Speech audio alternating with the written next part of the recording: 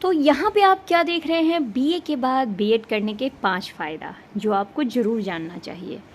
तो आज हम बात करेंगे इसमें कि अगर आपने बीए यानी कि ग्रेजुएशन से बीए किया है, यानी कि आपकी हिस्ट्री है, पॉलिटिकल साइंस है, या आपके जो भी सब्जेक्ट हो, हिस्ट्री, सिविक्स, ज्योग्राफी, कोई भी सब्जेक्ट हो जिससे आपने बीएड किया हो, बीए के बाद बीएड किया हो, तो उसके लिए क्या क्या फ़ायदे हैं, आज हम आपके इन 5 फ़ायदों को ज़रूर गिनाएंगे। 5 फ़ायदों को जानने से पहले आप हमारे चैनल को लाइक, शेयर एंड सब्सक्राइब जरूर करें।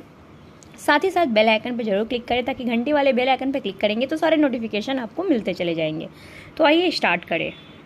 नंबर 1 फ़ायदा, वो फ़ायदा क्या है, तो बहुत सारे आपके पास ऑप्शंस खुल जाते हैं। देखो, बहुत लोग क्या करते हैं कि इंटर के बाद आपका बीएड कर लेते हैं। बीएड वैसे 4 साल का है ही, तो इंटर के बाद बीएड कर लेते हैं। तो इससे क्या होता है, उनको एक बेनिफिट नहीं मिल पाता है। वो क्या, तो आप किसी भी और एग्ज़ाम के लिए एलिजिबल नहीं होते हैं। लेकिन अगर आपने ग्रेजुएशन किया है, उसके बाद अगर आप बीएड कर रहे हो, तो ये आपके लिए बहुत ही फ़ायदेमंद हो जाती है। सबसे पहले कि आप एसएससी, रेलवे, बैंक और भी जितने सारे एग्ज़ाम हो साथ में आप दे सकते हो। उसके बाद आपके 2 साल बीएड अगर आपके हो जाते हैं, तो उसके बाद आप मास्टर्स भी बन सकते हो।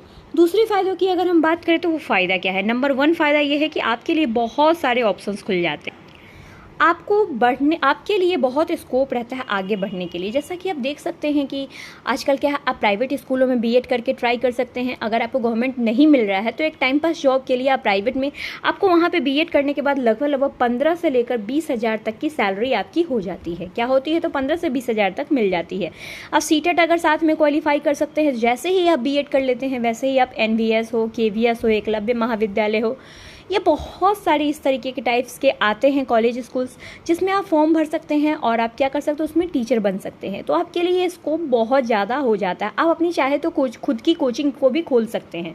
बीएड करने के बाद एमएड अगर आप कर लेते हैं और नेट क्वालिफाई कर लेते हैं, तो साथ ही साथ आप बीएड कॉलेजों के प्रोफेसर भी बन सकते, असिस्टेंट प्रोफेसर भी बन सकते हैं, जहाँ पर आपकी सैलरी की स्टार्टिंग की अगर बात करूँ तो 45,000 से स्टार्टिंग ही होती है। तो ये हुआ आपका नंबर 2 फ़ायदा कि आपके पैसे आपके हाथ से कभी जाएंगे नहीं। बीएड कर लेने के बाद आपके हाथ में पैसे ही आते रहेंगे। अब नंबर 3 फ़ायदे की अगर हम बात करें, तो आप किस चीज़ के टीचर बनते हैं। तो बीएड करने के बाद आप अगर बीए के बाद अगर आप बीएड करते हैं, सोशल साइंस की टीचर बनते हैं। किसकी बनते हैं, तो सोशल साइंस की आप टीचर्स बनते हैं। आप सामाजिक विज्ञान हिस्ट्री है तो हिस्ट्री के टीचर्स बनते हैं, ईवीएस के टीचर बनते हैं, ज्योग्राफी के टीचर्स बनते हैं। और साथ साथ मैं आपको ये भी बता दूं, 6 to 8 के लिए आप एलिजिबल हो जाते हैं, जहां पे आपकी सैलरी, प्राइमरी टीचर तो आप रहते ही हैं, साथ साथ 6 to 8 के लिए आप एलिजिबल हो जाते हैं। बीए करने के बाद अगर आप मास्टर्स भी साथ साथ में बीएड के साथ कर लेते हैं, तो फिर 11th 12th के लिए भी टीचर के लिए एलिजिबल हो जाते हैं, यानी सोशल साइंस टीचर के रूप में आप जाने जाएंगे। अब हम चौथे फ़ायदे की बात करें, ये तो हमारे 3 फ़ायदे थी।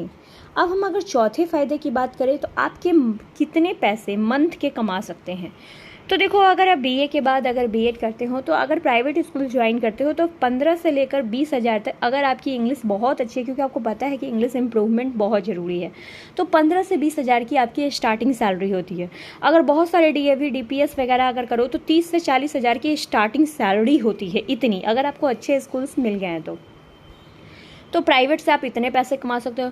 गवर्नमेंट होता है, गवर्नमेंट में प्राइमरी टीचर बनते हो, तो 45,000 आपका कोई छीन नहीं सकता है। 45,000 रुपया आपका पर मंथ कमा सकते हो। एनवीएस हो, केवीएस हो, इन सब में अगर आपका हो गया, तो बल्ले बल्ले आपको हाउस प्रोवाइड किया जाता है, साथ ही साथ अलाउंस बहुत सारे प्रोवाइड किए जाते हैं। और अगर मैं बात कहूँ सैलरी की, तो 50,000 प्लस ही उसकी सैलरी रहती है। एक बार करके तो देखो, सीटेट पास करते हो एनवीएस में जॉब। देखो, कहना बहुत आसान है, करना बहुत टफ है, लेकिन जो पढ़ने वाले हैं उनके लिए बहुत है, यानी कि आप 40 से 45,000 रुपये के मंथली कमा सकते हो। तो ये थे आपके फ़ायदे। अब हम 5वें फ़ायदे, जो कि हमारा अंतिम फ़ायदा है, वो देखो। ये हमारा अंतिम 5वां फ़ायदा है। बाकी जॉब से आपको कितना आराम मिलता है। चलो मान लेते हैं कि अगर आपको एसएससी में जॉब मिल गया, बैंक में आपको जॉब मिल गया, तो आपको पता है कि आप सुबह के 9 बजे जाते हो और शाम के 8 बजे तक आप घर वापस लौटोगे।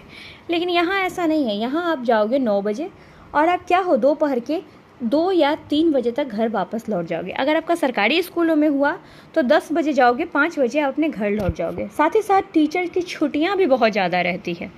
लड़कियों की बात करें तो बहुत ही आरामदायक जॉब है आपके लिए। आप अपना घर परिवार भी देख सकते हो और साथ साथ अपना क्या हो तो अपना जॉब भी देख सकते हो। यह आपके लिए बहुत आरामदायक जॉब है। गवर्नमेंट में भी हो जाएगा तो बहुत ज़्यादा अच्छी बात है। तो आप में इसमें टाइमिंग का भी बहुत ज़्यादा अच्छा ख्याल रखा जाता है।